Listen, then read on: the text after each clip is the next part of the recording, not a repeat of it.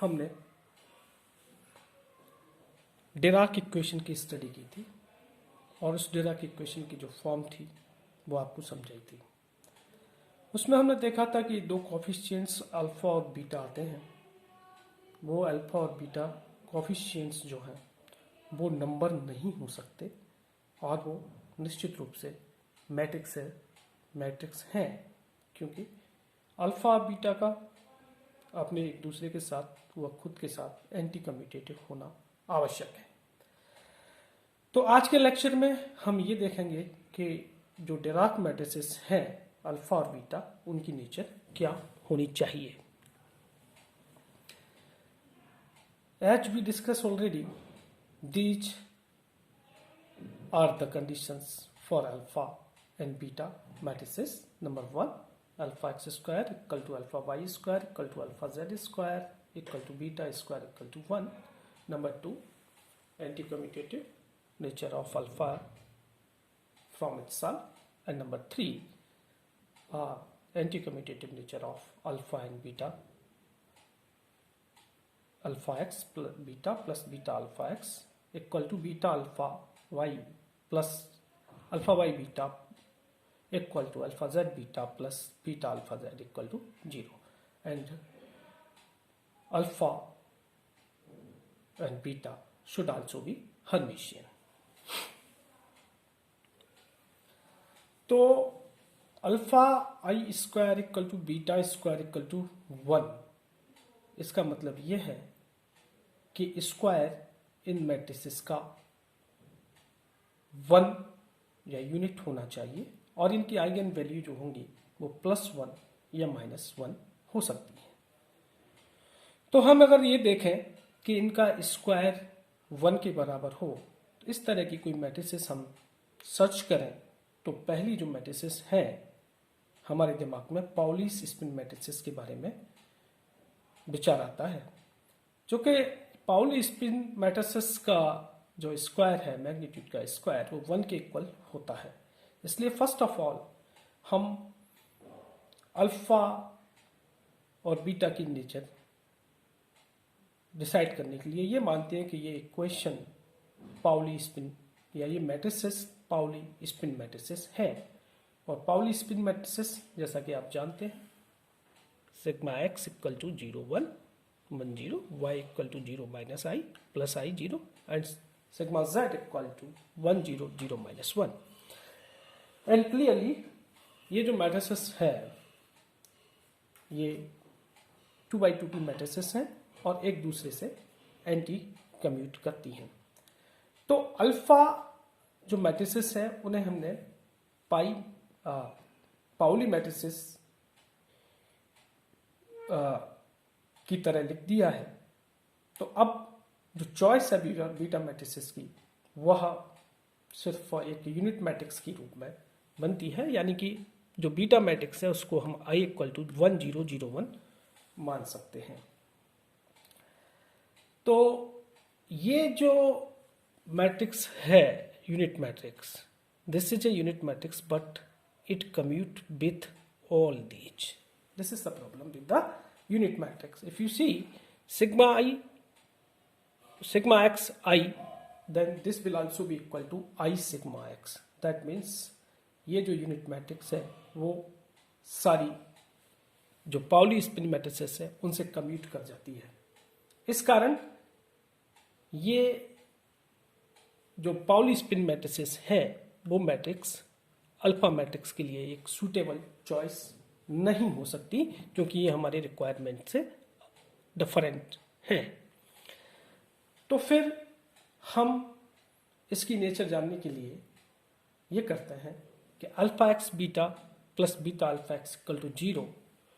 That means अगर आप तीनों मैट्रिसेस को कंबाइंड फॉर्म में लिखें तो alpha J beta plus beta alpha J equal to 0, और अगर आप इसको इस तरह से सॉल्व करें तो you see that trace of beta equal to 0 प्राप्त होता है। Trace of beta equal to 0, that means the sum of all components of the matrices should be 0। तो हम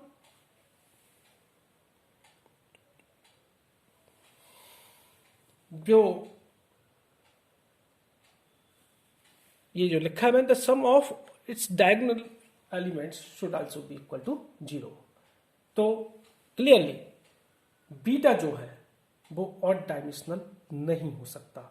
ऑड डायमेंशनल होगा तो जो इसके डायगोनल एलिमेंट्स हैं उनका सम 0 नहीं होगा। इसका मतलब ये हुआ कि जो बीटा मैट्रिसेस है वो मैट्रिक्स निश्चित रूप से इवन डायमेंशनल होनी चाहिए।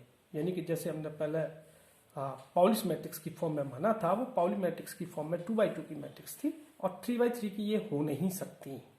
और यदि अब हम ये मान लें कि जो बीटा मैट्रिक्स है वो इस तरह की है, तो बीटा स्क्वायर इक्वल टू ये होगा, beta square equal to this is b1 square 0 0 b2 square and so on similarly 0 and bn square equal to 0। अब बीटा स्क्वायर इक्वल टू 1 है, डायगोनल एलिमेंट्स का सम जो संख्या है, अगर हम bi स्क्वायर इक्वल टू 1 है तो bi का मान क्या हो सकता है, +1 और -1 हो सकता है। इसका मतलब ये हुआ कि जितने कंपोनेंट्स आप +1 ले रहे हो डायगोनल एलिमेंट्स में, उतने ही कंपोनेंट्स आपको -1 लेने होंगे। It means amount of the column that the number of +1 elements and number of -1 element must be same। और यह तब ही पॉसिबल है जब आपकी मैट्रिक्स इवन डायमेंशनल हो। तो हम अब ये मानते हैं कि नेक्स्ट जो हमारी चॉइस है वो 4x4 मैट्रिक्स की होनी चाहिए। और उस 4x4 मैट्रिक्स के लिए हमने सबसे पहले बीटा मैट्रिक्स को माना है कि beta equal to 1 0 0 0 1 0 0 0 -1 0 0 0 0 -1। It means इस पूरी इस मैट्रिक्स को मैंने इस सिंबल 1 इससे लिख दिया है और ये माइनस इससे लिख दिया है। और जब हमने बीटा ये मान लिया तो अल्फा मैट्रिक्स जो है वो इस तरह की फॉर्म की होनी चाहिए, alpha x equal to alpha x 1 1 alpha x 1 2 alpha x 2 1 alpha x 2 2। और ये 1 1 जो है ये खुद भी एक 2x2 की मैट्रिक्स है। और यदि हम इस रिलेशन को यूज करें alpha x beta plus beta alpha x equal to 0, then on after solving you see that I have made a complete solution of this alpha x beta plus beta alpha x। then you see that alpha x 1 1 equal to x alpha x 2 2 equal to 0। इसका मतलब ये हुआ कि जो diagonal elements हैं वो elements 0 के बराबर होने चाहिए। और इसी प्रकार से हम alpha y beta plus beta alpha y equal to 0 से निकाल सकते हैं कि ये जो कंपोनेंट्स है ये भी 0 के बराबर होने चाहिए। और ये जो relation alpha x square equal to 1 है, इसको हम यूज करें और जब सॉल्व करें तो you see that after solution ये alpha x 1 2 alpha x 2 1 equal to alpha x 2 1 alpha x 1 2 this is equal to 1। और सिमिलरली आप alpha y square equal to alpha z square equal to 1 से solve करें तो आपको 11b और 11c equations मिल जाएंगी। Complete solution आपको मैंने पीडीएफ में भी दे रखा है। और हम ये मान लें कि जो अल्फा एक्स 1 2 और अल्फा एक्स 2 1 कंपोनेंट्स हैं वो एक दूसरे के बराबर हैं। सिमिलरली अल्फा वाई 1 2 और अल्फा वाई 2 1 और अल्फा जेड 1 2 अल्फा जेड 2 1 भी एक दूसरे के बराबर हैं। तो अपने पास alpha x 1 2 square equal to alpha y 1 2 square equal to alpha z 1 2 square equal to 1 आ जाएगा।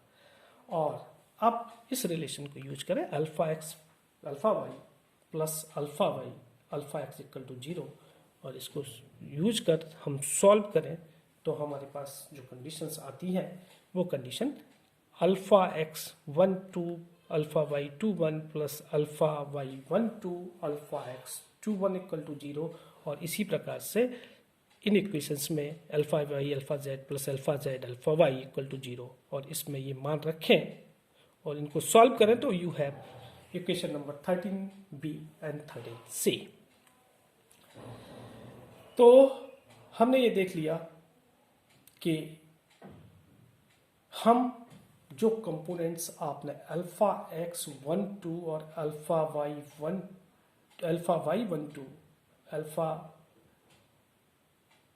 एक्स 1 z अल्फा z 1 2 ये जो कंपोनेंट्स माने थे, इनको हम डिराक मैट्रिसेस की तरह मान लें तो बीटा इक्वल टू, तो आपके पास ये होगा, ये तो हम मान ही चुके हैं पहले कि बीटा मैट्रिक्स इस तरह की है, तो अल्फा मैट्रिक्स की जो फॉर्म होगी वो इस तरह की होगी, 0 sigma x 0 0 sigma y 0 and alpha z equal to 0 sigma z 0। ये जो मैट्रिक्स है sigma x sigma y sigma z, ये सब पाउली मैट्रिसेस हैं। और इन मैट्रिसेस का वैल्यू अगर पुट कर दिया जाए तो अल्फा एक्स इक्वल टू आपको ये मिलेगा 0 0 1 0 0 1 0 0 1 0 0 1 0 0 0, अल्फा वाई ये मिलेगा और अल्फा जेड ये मिलेगा, और बीटा आप पहले ले ही चुके हैं।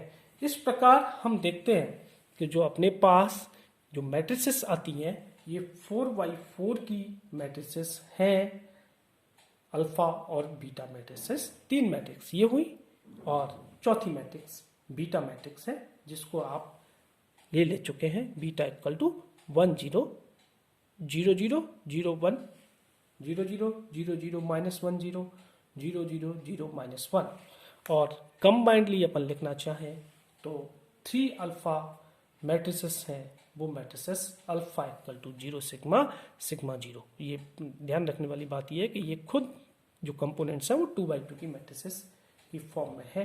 तो इस प्रकार अल्फा मैट्रिसेस एक 4x4 की मैट्रिक्स है जिसके मान आपको सॉल्व करके बता दिए गए हैं, और इसी तरह से बीटा मैट्रिक्स है वो भी एक 4x4 की मैट्रिक्स है, और इन मैट्रिक्स अल्फा और बीटा के द्वारा जितनी भी प्रॉपर्टीज, जितनी भी कंडीशंस हमने कंसीडर करी थी वो सारी कंडीशंस सॉल्व हो जाती हैं या फुलफिल होती हैं।